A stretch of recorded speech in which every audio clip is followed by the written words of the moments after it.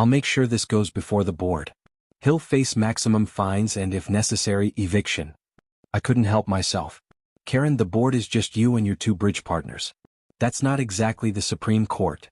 Laughter rippled among the neighbors, quickly muffled when Karen's glare swept the crowd. Her voice sharpened. This is harassment. All of you laughing at me, it's harassment. And you, she pointed at me like she was calling down lightning, will regret this. The officers shifted uncomfortably.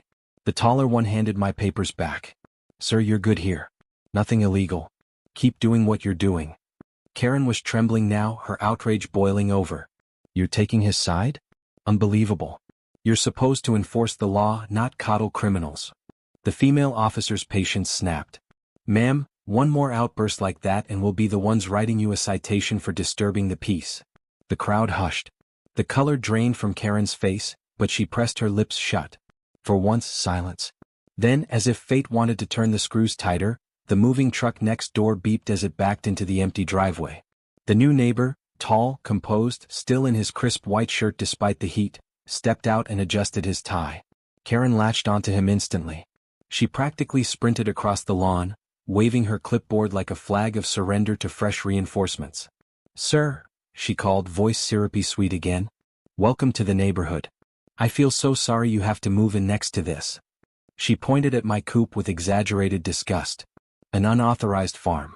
Chickens in a residential area. But don't worry, I'm on the HOA board and I'm dealing with it. You won't have to put up with this mess for long. The man tilted his head slightly, considering her words. His expression was neutral, unreadable. He glanced toward me, then at the coop, then back to Karen. Chickens, you said? He asked calmly. Yes, disgusting things, Karen said, her tone dripping with self-righteousness. Totally illegal.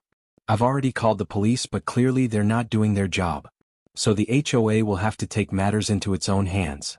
He paused, then adjusted the cuffs of his shirt. His voice was steady. Actually, chickens aren't illegal here. Karen blinked, her smile faltering. Excuse me? The man's eyes settled on her, steady and unblinking. As a matter of fact, I know the regulations quite well. Karen's voice cracked. And who are you supposed to be? He reached into his pocket and pulled out a black leather badge holder. For a moment he didn't open it, just held it there between two fingers, letting the weight of silence grow. Neighbors leaned in. Even the officers shifted slightly, curiosity piqued. Karen let out a forced laugh. What is that? Some kind of neighborhood watch ID? Don't play games with me. But something in his calmness unsettled her. He flipped the holder open. The gold crest gleamed under the setting sun. The crowd collectively gasped. The officers stiffened to attention.